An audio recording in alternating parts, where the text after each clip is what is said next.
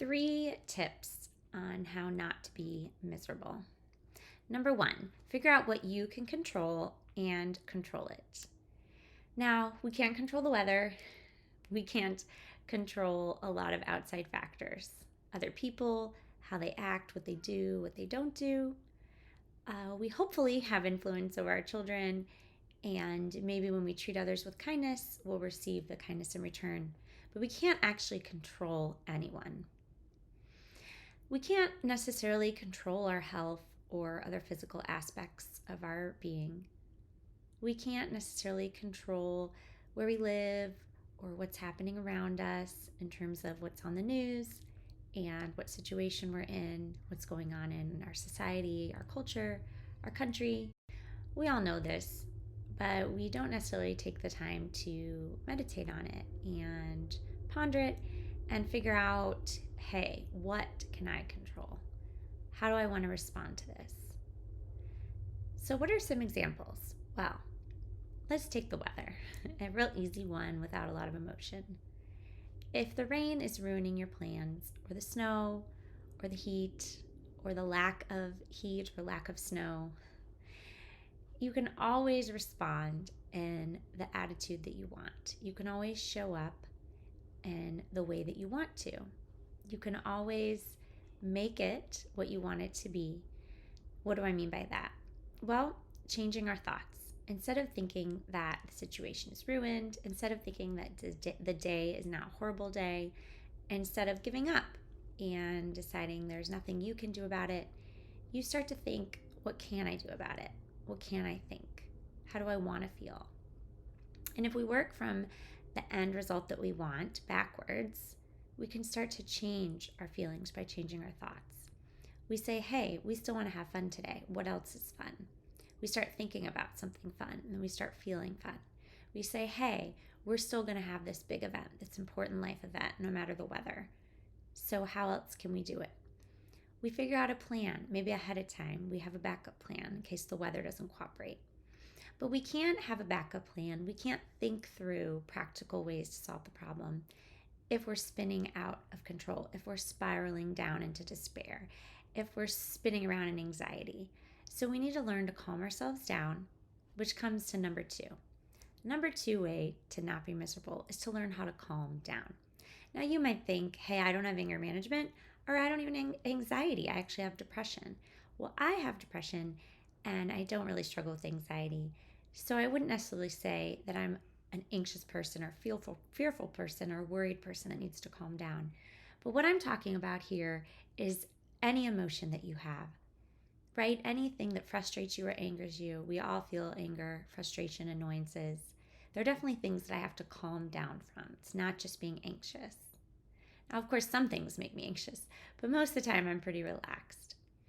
But I can even apply calming down to depression, because if I just sit in depression, if I sit in a negative feeling, right? If I've already dealt with a depression in terms of medicine or however I feel and my doctor has decided that I need to deal with it, whether it's I need exercise or vitamin D, fresh air, to eat better, to drink water, to get adequate sleep, right? If I'm doing all those things, what can I control?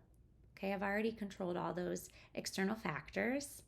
Okay, if I've looked into medicine and therapy, but what can I control? I can control my thoughts. I can enhance my feelings of hope, my feelings of joy, my feelings of happiness.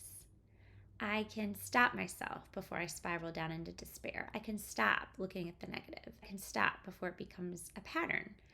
I can stop myself before I ruminate on something. I can decide there's a different way to look at this. Maybe I can be open to a positive outcome. So to say that there's nothing we can do if we're depressed or anxious is not true. We learn to calm down, not just anxiety, but calm down the depression. What does that mean? Well, to not make it as strong and as intense as it is.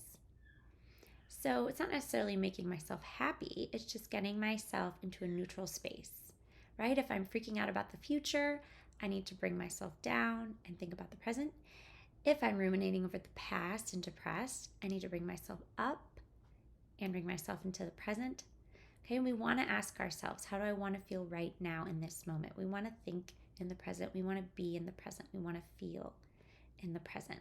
And that's number 3. After you've calmed down, whatever your emotion is, through breathing, closing your eyes, doing something relaxing, something you enjoy, taking deep breaths, getting outside, going for a walk, leaving the room, however you calm down. If we tell our brains, hey brains, we're not going to think about this right now, and we stop our brains from thinking about the past or too much about the future, we can take a few minutes out of our busy day and focus on the present. It doesn't need to be something we do for hours. It doesn't need to be a big excursion. It doesn't have to be anything dramatic. It could be as simple as holding our newborn baby for just 10 minutes. Playing with our toddler, maybe tickling or playing tag. Running around in the yard with our children. Giving our teenager a big hug and asking them some questions about their day. Complimenting our husbands, telling our husbands what we appreciate about them, that they did that day, or that they do every day that we don't appreciate as often as we should. Calling a friend, maybe giving a friend a hug if we can see him or her in person, going for a walk with that friend, spending time with ourselves, being alone, getting rejuvenated by journaling, exercise, maybe just sleeping more. Maybe you just want to be present by putting down your phone and just taking a nap. Be present to yourself. Give yourself a healthy night's sleep. It doesn't have to be anything big. It could be very simple, and it could take just a few minutes. But it's so good for us to live in the present moment. We're so blessed with a lot of information and what the internet can offer, but unfortunately, our minds are spinning all over the place. We're focused on sometimes everything but the present moment. I think that God wants us to have fun, to enjoy this life. So try today to do something and to be present to someone, even if it's yourself or to God. So try those 3 things. Control what you can, learn to calm down, and be in the present moment. I'm Life Coach Mama.